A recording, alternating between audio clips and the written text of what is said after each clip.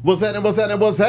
Because you know it's your boy B Hot Radio Shawty and stepping in the building. I got a legendary record breaker, CEO of the core DJs off in this thing. Tony Neal, what's good with it, boss? Who is that? It's him. Yeah, what's up, family? Him. Man, feeling good, feeling great, man. 19 years. I should interview you. What? Say what? I should interview you. Well, you know I got a story to tell too, Tony. You miss radio yet?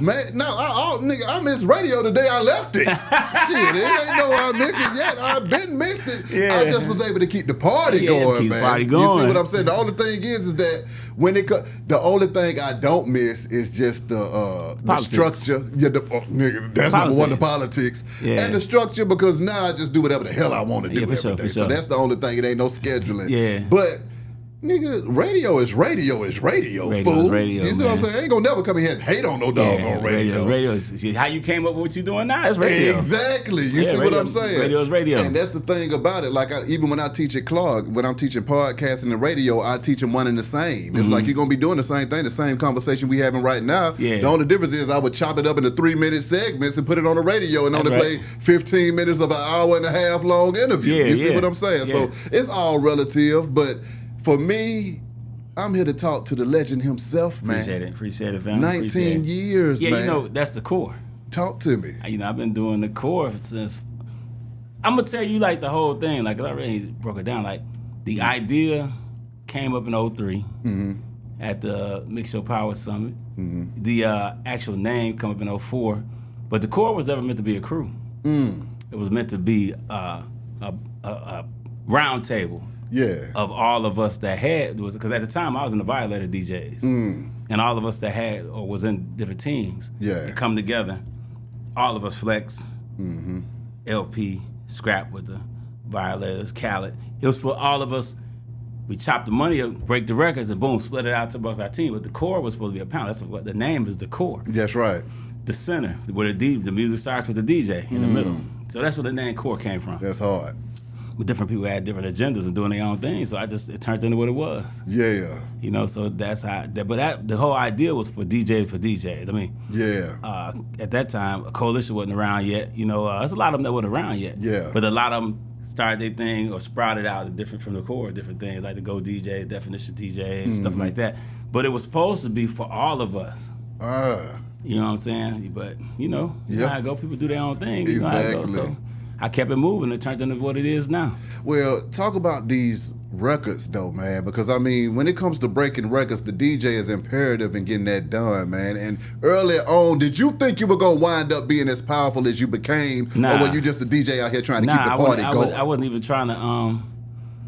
even trying to be like the focal point of the core. I just wanted to do something for structure. Yeah. You know, I just wanted to, even when I started the core, I had my name in the middle of the roster. I didn't even say CEO or none of that. It was just something that I wanted to do for us as an entity. You know what I'm saying? And man, it really didn't come out that I started it till 06 when that whole thing jumped off with Young Buck and the DJ. Yeah. So I was already in a year and a half. Yeah. On the structure, and then actually the name and plan that we started the core in November of 05 as a crew. Talk to me about breaking records, though, man. I mean, things like Swag Surfing. I mean, all of these different artists and stuff. When you get that record, what is it that lets you know that record was a hit, though, Tony? I think futuristically. Okay. I think longevity in the record. Okay. So I can have a hit like Throw It, like Spiffy. Yeah. I just know the climate. People got to start knowing the climate, and I know the climate when I started doing the line dance records in '99. When I started working with, when I was working with Casper. Yeah. A group of cats called MOB came from Chicago and gave me the record. Yeah. They had got it from this DJ, MC in Chicago, doing it in the little bars called the Casper Slide. That's how my interest started with the slide records. Yeah. And that took off. We used to do it at this club called The Matrix, and it had like 2,000, 2,200 people, and taught everybody to dance, and just kind of boom, spread it, and they got the deal at Universal. Right now, that record's at 12 million sold. My God. 12 million. Then I ran into another little artist out of Lafayette. Talk to me. Cupid. And, that's shuffle. So I felt like the Casper Slide was a good record, but it wasn't for young niggas. Yeah. That's what I felt like. So I wanted to teach younger people, and we wanted to show younger people that like Cuba had never been outside of Lafayette, like up here up north and shit. Yeah. So I had him come to Milwaukee. We put this whole little skit together, and I wanted my boy T. I acted like he was just a new artist. Yeah. But how we already showed everybody to dance in the city already, but he didn't know it. And so when he got up there, and I told him to sing his favorite record, put a whole little skit together, the whole thing. I was yelling at him because he was singing the wrong record. But by the time he got to the third record, he said that I say I'm a rapper, and the club blew up because they never seen him. Yeah. But they knew the record. Ooh. Man, he ran. As soon as he sung that acapella, they ran to the stage. They surrounded him, like 400 people surrounded him. And he was looking at me, and I said, there you go. There you go. You're welcome, sir. Right. So my whole method is first your name. They gotta believe in you. Okay. You gotta be believed in as a person that can break records. You know, and I can stand on it because I've done hundreds. I could done so many. You know what I'm saying? So you gotta stand on it and say, I was in the studio where I actually picked this record. Exactly. Toosie's record, favorite song. Like you gotta be from the beginning of the record. Exactly. You almost gotta be, and I can get into the A&R thing. That's what I'm Talk about it, sir. That's what I do at Convict. Exactly. So you have to actually hear the record, believe the record. Nah, this needs to go right there. You should put this part here. Like, that's my method of breaking records. Before I even put the record out, I want to hear it, study the record myself. Yeah. See what audience I want to play it in front of. Yeah. Where it fit, the climate, the season. I look at all that kind of stuff when I put out records. Come on now. And so that's my method of breaking records. It's not just throwing the record out there playing it once and saying I played it first and that means I broke the record. Now you got to stand on that shit. Come on now. Yeah. When it comes to those records though, Tony, was there ever a record that you said, you know what, hey man, I don't really care for this record, but I'm gonna break it off of the love, and then it turned out to be a hit? Yeah, shit. Fucking Laffy Taffy. Yep, that thing went crazy. I had a big argument with Lo about that, man. Are you serious? How did that conversation go? I just didn't like it. What the fuck is what the fuck is that, nigga? So, but he's all right, Tone, see how, you know, you talking that old Milwaukee shit. Yeah. And I was like, what? But then I caught myself. Yeah.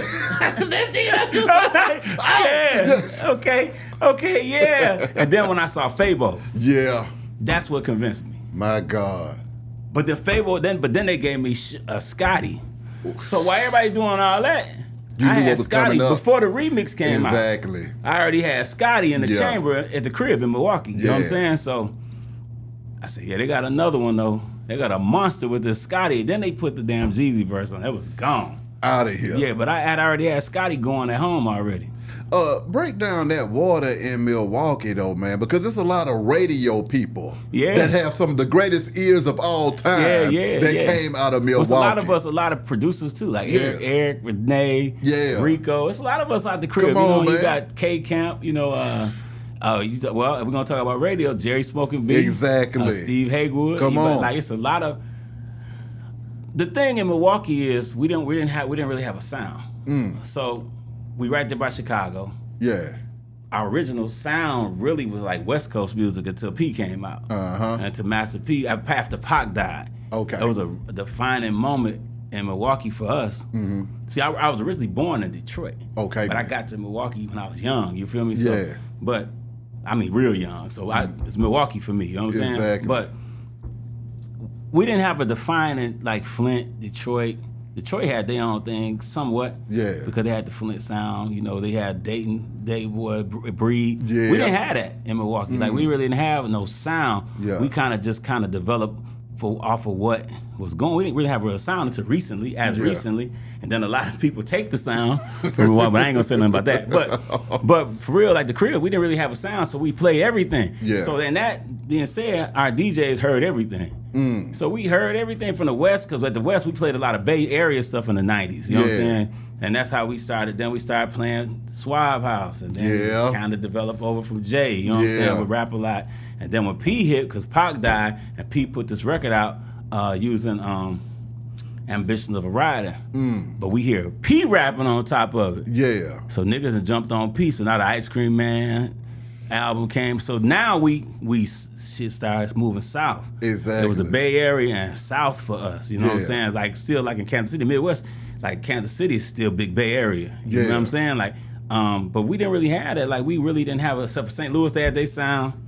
You know, after Nelly and all them came, and then you had the Tipsy and all the different stuff like that with, man, it was like, we never had a sound. Yeah. We had artists. We had Cuckoo. Yeah. My project. Yeah, we had representatives. We had Pimpin' Ken. Come on now, what up though, Ken? So we had me. Like, we had representation. Yeah. Proper representation. That's right. We had R&B, you know, with Eric and Rico. And Rico rapped and produced and, you know. Facts. So, but we didn't really have a distinctive sound. And plus, we're in Milwaukee. So it's an area, it's white. It's not dominated like Atlanta. So when you try to compare your cities to places that have a music scene, you know, we got a big urban black music scene, but it wasn't a metropolitan of music like an Atlanta or LA or Detroit, Chicago, Houston. And then later on with Dallas, I did a lot of influential stuff in Dallas too. So,